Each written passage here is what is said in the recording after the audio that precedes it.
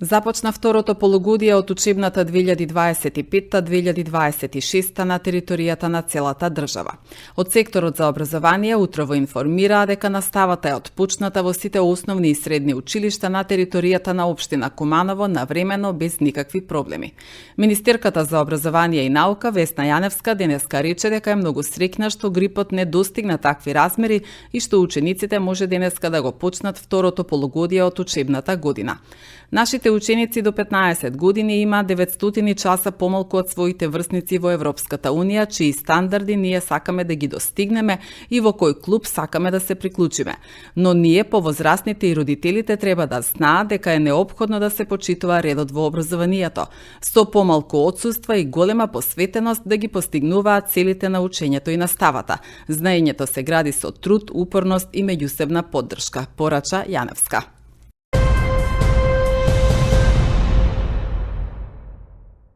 Основното јавно обвинителство Куманово донесе наредба за спроведување истражна постапка против две лица за кои постои основано сомнение дека заеднички извршиле кривично дело насилство. На 18 јануари по 1 часот по полноќ осомничените агресивно и насилнички се обиделе да влезат во гостилница која веќе била затворена со намера и по крајот на работното време таму да консумираат алкохол. Сопственикот не им дозволил, пошто тие продолжиле со особено агресивни дејствија во дворот на угостителскиот објект, па физички го нападнале сопственикот и му задале повеќе удари по главата и телото. Го собориле на земја и му нанеле тешки телесни повреди, скршеница на десната рака и повреда на увото. Со ваквите дејствија осомничените предизвикале чувство на несигурност и страв кај уште неколку лица кои во моментот се затекнале во близина на објектот.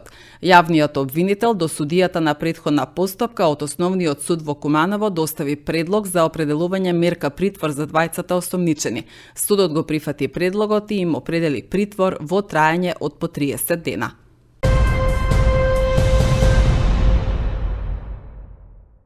Секторот за даноци и такси евидентира зголемен број на даночни обврзници, а паралелно и зголемена наплата во 2025 година. Според податоците со кои располагаат надлежните од општина Куманово, околу 75% се движи наплатата на данокот на имотот за правни лица, 55% за физичките лица и околу 50% наплатени даноци за фирмарина.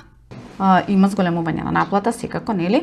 Во бројките тоа би изгледало вака: данок на имот за правни лица за 2025 година имаме наплата од над 6 милиони, данок на имот за физички лица имаме наплата над 37,5 милиони денари, а назив на деловна просторија или фирмарина околу 13 милиони. Во однос на претходната година, до 2024 година, данок на имот за правни лица имаме наплата над 90% или во бројки изразено околу 2,5 милиони, данок на имот за физички лица имаме наплата над 70%, во денари тоа е изразено околу 22 милиона денари, а назив на деловна просторија фирмарина имаме околу 70% наплата, а во денари тоа е изразено околу 8 милиони денари.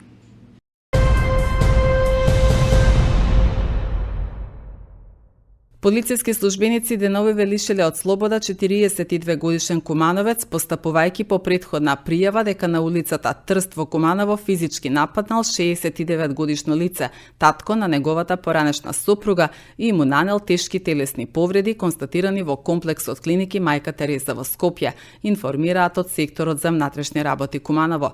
По целосно документирање на случајот против него ќе следува соодветна пријава.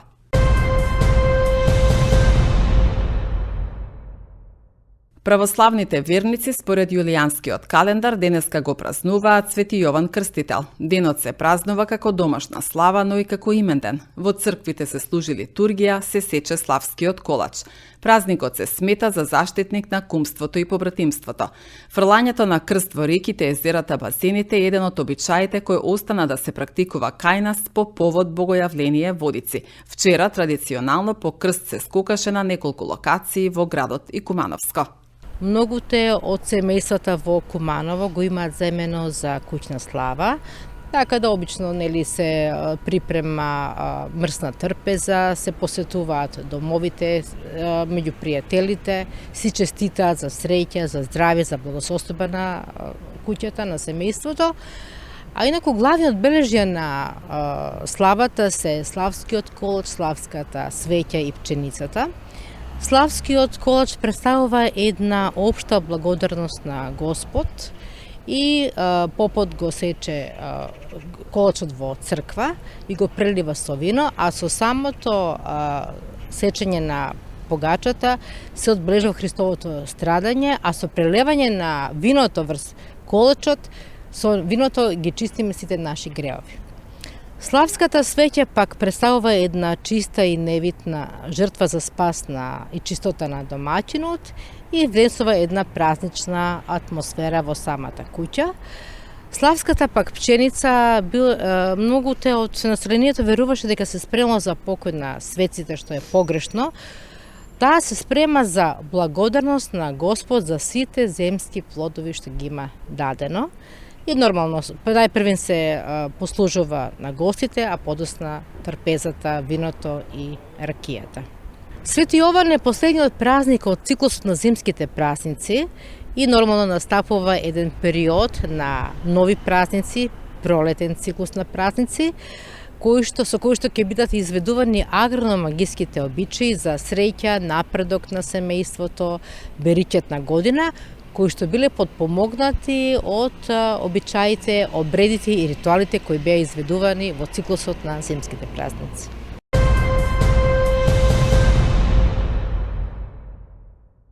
Министерството за внатрешни работи денеска започнува со тестирање, калибрација и верификација на уредите за сообраќаен надзор во рамки на проектот Безбеден град. Како што информира од Министерството за внатрешни работи, активностите ќе се спроведуваат во периодот од денеска до 31 јануари, секој ден од 8 до 20 часот. Во првата недела од предвидениот период, тестирањата ќе се одвиваат исклучиво на подрачјето на Скопје. Од МВР апелираат до граѓаните и до сите учесници во сообраќајот да ги почитуваат привремените ограничувања, како и да покажат трпение и разбирање со цел непречено и безбедно спроведување на активностите. Проектот Безбеден град има за цел зголемување на безбедноста во сообраќајот и поефикасна контрола на прекршоците преку современ систем за видеонадзор. Според најавите од надлежните, системот Safe City треба официјално да почне да функционира од 1 февруари.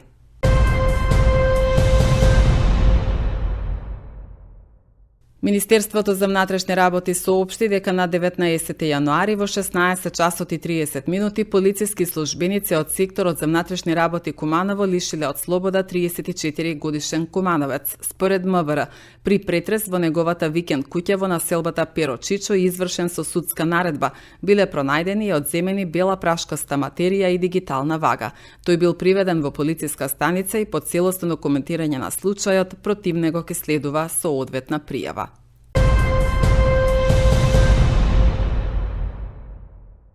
Општинскиот сојуз на спортови Куманово информира дека утре со почеток во 18 часот во Занаетчиски дом ќе се одржи манифестацијата прогласување на најдобри спортисти во општина Куманово за 2025 година.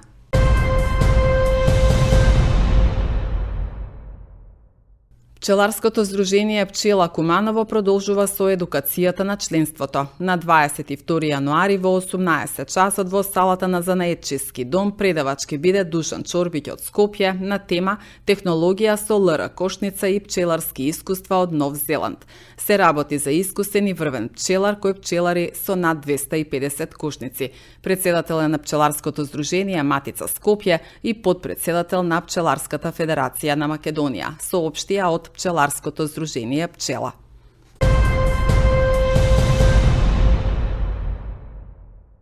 Изминатиот викенд во Куманово полициски службеници од секторот за внатрешни работи Куманово лишиле од слобода 2 лица поради сериозни прекршувања поврзани со малолетници и консумирање алкохол. Станува збор за 24 годишно лице од Куманово и 41 годишен жител на селото Љубодрак. Акцијата била реализирана во содејство со инспектори од Државниот пазарен инспекторат, Државниот инспекторат за труд и Управата за јавни приходи, при што била извршена контрола во угостителски објект во селото селото Доброшане, кое е во сопственост на 24 годишното лице. За време на контролата, надлежните затекнале приватна прослава организирана од жителот на Љубодрак, на која присуствувале вкупно 15 малолетници. При проверките било утврдено дека 11 од нив консумирале алкохолни пијалоци, што представува сериозно прекршување на законските одредби. По целосно документирање на настанот против двете лица ќе бидат поднесени соодветни пријави, а случајот ќе биде процесуиран согласно важечките прописи.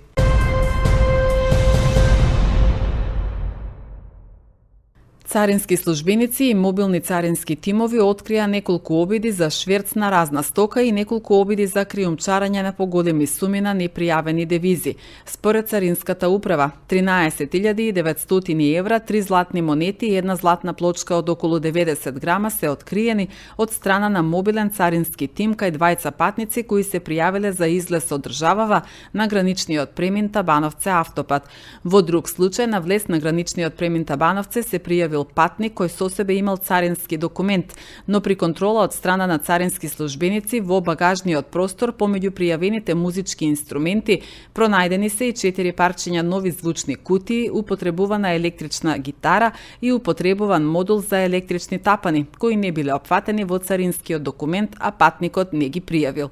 Во одделен случај на граничниот премин Табановце по насоки од одделението за дежурен царински центар извршен е детален преглед на возило, при што се пронајдени 60 литри домашна ракија.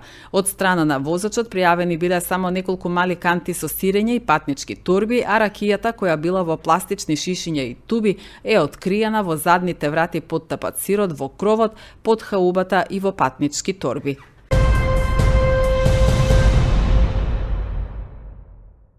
Минималните месечни трошоци на 4-члено семејство во јануари изнесувале 66.413 денари и се зголемени за 921 денар во споредба со декември, покажуваат податоците на Сојузот на синдикати на Македонија. Од вкупните месечни минимални трошоци, 24.211 денари биле потребни за храна и пијалоци, а за подмирување на минималните режиски трошоци 6.338 денари. Поради зголемените трошоци на живот, ССМ бара зголемување на минималната плата на 600 евра и на сите останати плати, за што во следниот период најавува протести.